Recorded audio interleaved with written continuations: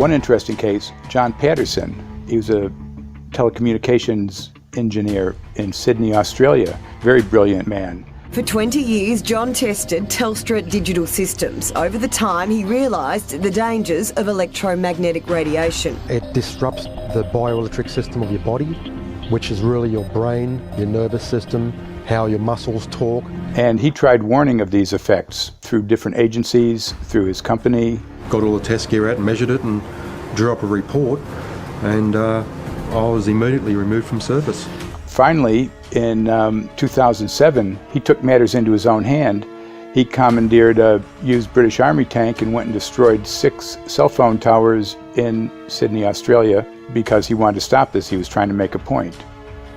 The message was that how dangerous it was. You know, these people were elected by us to manage our infrastructure in a responsible manner. That is the sole purpose of government if it's going to exist at all. And if it doesn't do that, then it has no right. It is invalid. So we need to pull this infrastructure down. We really do. But in order to do that, I mean, we can't just be some violent domestic terrorist. You've got to bring this awareness to the people that these towers are doing them damage. You don't need bandwidth that fast. And they're not doing it so you can download movies quickly. They're doing it so they can track every single thing you do and bring in this social crediting system to control even everything you think. There's a story about a lady called Claire Edwards. She was a United Nations staff member, and she was warning of the potentially catastrophic dangers of 5G technology. I took the issue to the UN Secretary General, Antonio Guterres. He is a physicist and electrical engineer, and lectured on telecommunication signals early in his career, yet asserted to me that he knew nothing about the dangers of 5G. Current public exposure levels are at least 1 quintillion, that's 18 zeros, 1 quintillion times above natural background radiation, according to Professor Olle Johansson of the Karolinska Institute in Sweden. The highly dangerous biological effects of EMFs have been documented by thousands of studies since 1932, indicating that we may be facing a global health catastrophe orders of magnitude worse than those caused by tobacco and cigarettes. 5G is designed to deliver concentrated and focused electromagnetic radiation in excess of 100 times current levels in the same way as do directed energy weapons. There is currently an international appeal signed by 237 EMF scientists from 41 nations, urging the UN and particularly the WHO to exert strong leadership in fostering the development of more protective EMF guidelines, encouraging precautionary measures and educating the public about the considerable health risks, particularly the risks to children and fetal development. Sorry, because we are talking with someone that is a little bit ignorant on these things. If you're talking to the Wi-Fi systems, I become worried because I put those devices in my house. I will have to, I confess my ignorance on this. We will have to, but I'm going to raise this with WHO, which I think is the organization that might be able to deal with it properly, because I must confess I was not aware of that danger.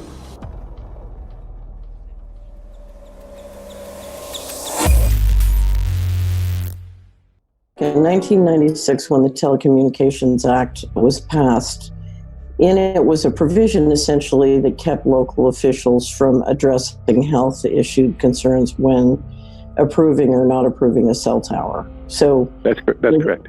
But then something new is happening. We've talked a lot about it on the Solari report, thanks to Jason Bowden-Smith and his website, EMF Warriors. But this is new. This is very, very new. So you're basically, sending out an appeal on something that in one sense hasn't happened yet. This is not just an incremental change. This is a big step up. It's a sea change. An onslaught's not an improper word. It's a bombardment.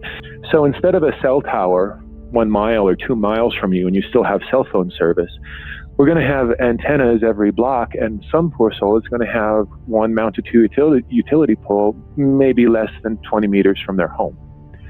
So this kind of, invasive bombardment with this many antennas, just in 1 square mile, if you do the math, 1 per block and 16 blocks per mile, that's about 250 antennas per square mile. The millimeter wave is untested. former FCC Chairman Tom Wheeler openly said that they don't plan to test. We won't wait for the standards. And then our appeal also addresses the fact that there's a plan to roll out 5G through satellites in low Earth orbit. So 20,000 satellites, which will cover every square foot of the planet with a 5G signal. 6, 5, 4, 3, 2, 1. Night after night, politicians and other leaders were telling Americans that Sputnik revealed that we were at great risk. Not just our pride, but our security is at stake. If Russia wins dominance of this completely new area, well, I think the consequences are fairly plain. Probable Soviet world domination. We choose to go to the moon in this decade and do the other things, not because they are easy, but because they are hard. Because that challenge is one that we're willing to accept, one we are unwilling to postpone, and one we intend to win. Welcome, everybody, to the White House. This is White House 5G Summit. My name is Justin Clark. I'm the Director of Public Liaison, and we are thrilled to have you here today. Really happy to be joined by a lot of leaders in industry, members of Congress and the Senate, White House leaders on this, and people from the FCC. Before we start, one, we are government, so don't assume we know anything, okay? I do agree, I don't know anything. I have become accustomed to giving speeches in my new position on subjects about which I frankly know very little, and we need more cell towers and connections in Connecticut, my home state. It's ridiculous. The U.S. is in the lead thanks to our private sector as well as the work of the FCC and this administration overall. But China and South Korea and many other countries are eager to claim this mantle. We have every intention to deploy 5G first and reap the benefits of faster and more robust wireless. Yes, I hope we beat China, of course. And get to gigabit speeds and low latency, and the race has begun. Let there be no mistake.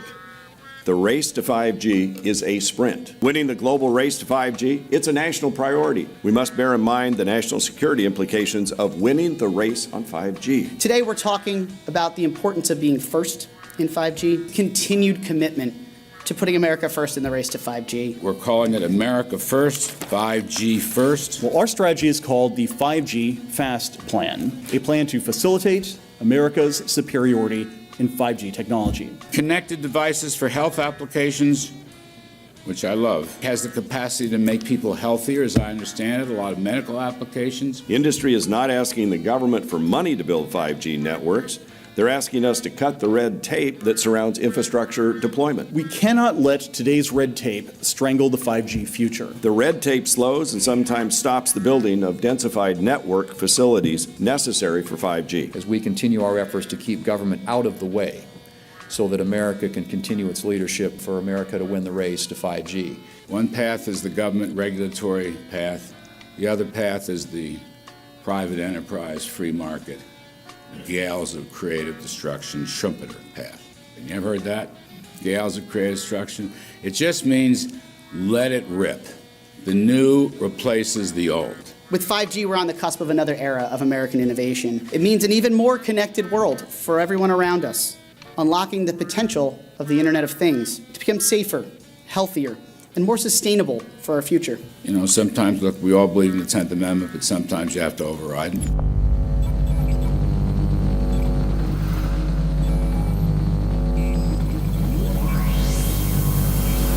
By the way, the 1996 bill permits that kind of override.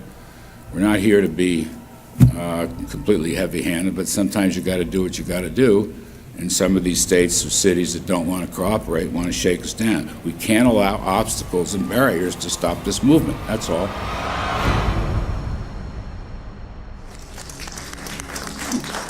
And this happened in Canada. I mean, there were some activists I was working with up there that said, well, you know, we won a victory. We got the Public Utilities Commission to allow us to opt out. And I said, boy, that's divide and conquer. They just got rid of the people that were raising hell. So, you know, that's not the answer. We need to opt out everybody. An opt-out is an agreement to pay to not be harmed. An opt-out is volunteering into extortion. An opt-out says that if I don't pay you, you have the right to harm me. So that doesn't work. This is a mandate. This is being pushed down your throat by a company that is not responsive, by a government that is not responsible, and it's being done in a collusion that's designed to undermine the individual rights of individual people in communities across the country and around the world. The Minister for the Environment has a duty. His duty is primarily to ensure that there is cleaner, better, healthier environment for people in this country. It's a simple duty. He also has a responsibility in regard to science and innovation to make sure that that happens. What seems to be happening here, in fact one could say undoubtedly happening here, is he's using science and innovation to ensure that our right to life is threatened. There have been no public debates. There is no public discourse. There are no public disclosures as to why, when, how, what is going on in regard to 5G.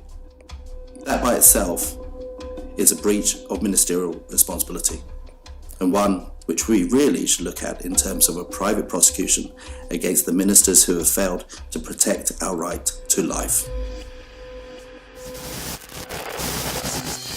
Okay, smart technology, smart meters, smart cars, not that smart, huh? What does smart mean? Anything that has smart attached to it, secret militarised armaments in residential technology. That's where smart came from. And smart, every bit of technology that you see today has all been developed for either some type of battlefield, some type of intelligence gathering system, and obviously these developments have to be commercialised, and people have actually took them into their homes.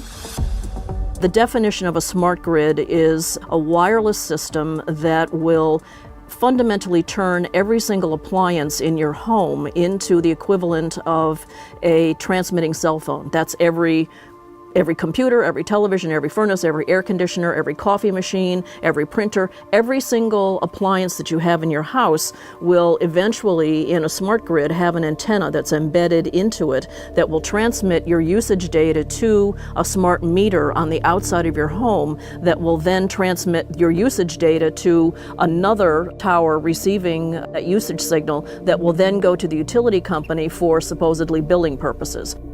Not all signals will just be about your individual use. There will be aggregate meters that will bounce signal from house to house to house within a neighborhood that will then accumulate all of the usage data that will transmit that to the utility company. Now, what that will do is that the end metering system that is transmitting all of that data will be firing an RF signal at many, many times a second, which will increase the average homeowner's radio frequency radiation exposure exponentially.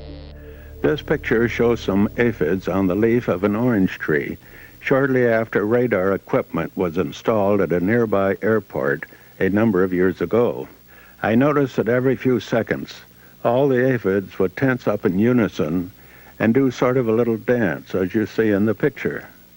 Upon further investigation, I found that the interval of time between the activity of each dance coincided exactly with the rotation of the radar rotor device at the airport, which was a distance of approximately 14 miles. The antenna arrays create this steerable beam, which helps concentrate the energy. The beams get pointed at the user. What's a MIMO tank? Massive in, massive out. British government have got a plan to roll 400,000 out. This is so that you've got 5G in every nook and cranny, every part of the countryside, so that you can have autonomous tractors, believe it or not. However, those transmitters, these are radar. It is phased array radar.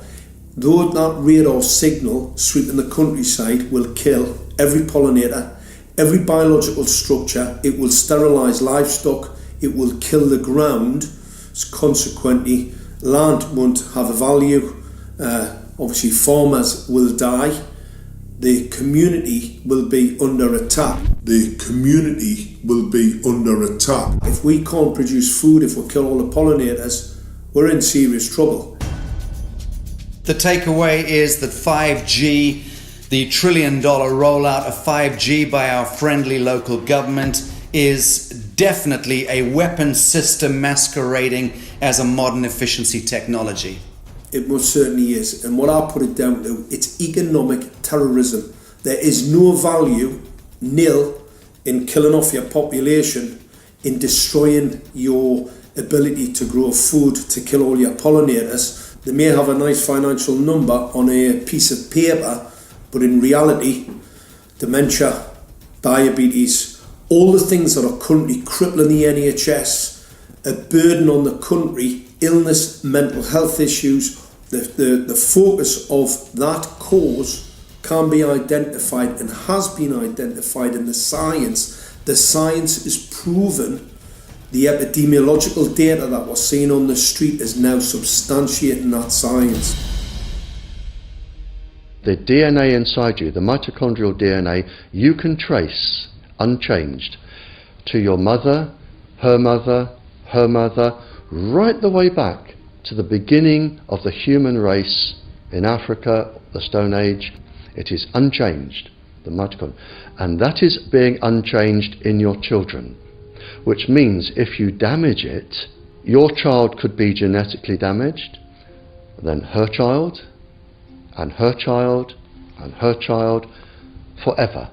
You are condemning the future generations of every single child.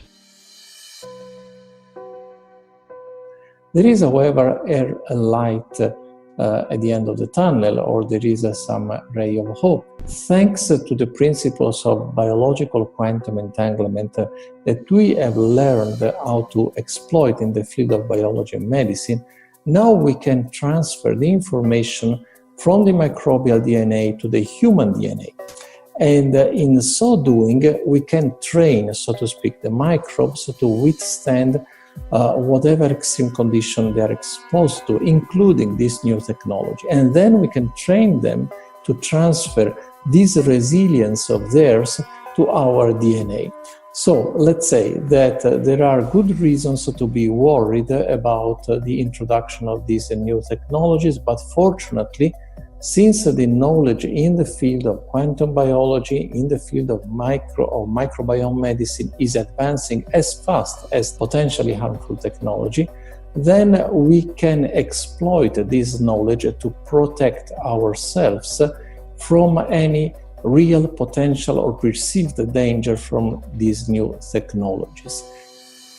I've met with molecular and cellular biologists, with blood microscopists, with weapons development experts, frontline activists and researchers, and all the stories I'm hearing from these experts and pundits leads to the same thing. 5G is almost certainly the end game. It is an extinction event brought into our homes, into our classrooms, onto the high street, into the very cells and DNA in our human bodies. It is such a perilous threat that it is almost impossible to imagine, let alone describe. When the 5G signature goes live, it will tap into a multitude of satellites which are in geosat orbit around the surface of the Earth. Millions of surface antennas will pick up that signaling and will then scatter the signaling into hundreds and hundreds of millions of different micro antenna systems set up on street lamps and even in your home, which you're not aware of incidentally. The LED light bulbs in your home invariably contain the micro or nanotech lens flare capacitors which will receive the 5G signaling, and it will proliferate the 5G signaling everywhere by exploding the signal into billions of photons which will target everything all at the same time. This is stealth technology. This is invisible science. But what it means in simple terms is that you will be flagged up, visible, trackable inside your own home. Anywhere you move on the surface of the Earth, they will have a lock and load tracking capability over you. You will be visible to invisible masters, each one of us, all the time. Today, our governments and the corporate sector have managed somehow to infiltrate the mainframe of our civilization and are pushing through a $20 trillion infrastructural rollout without any, and I mean without any, health science running behind it. There have been no tests. Your government and your health authorities are either in collusion on this matter of genocide and ecocide, or they're just damned stupid. And I would suggest it is the latter.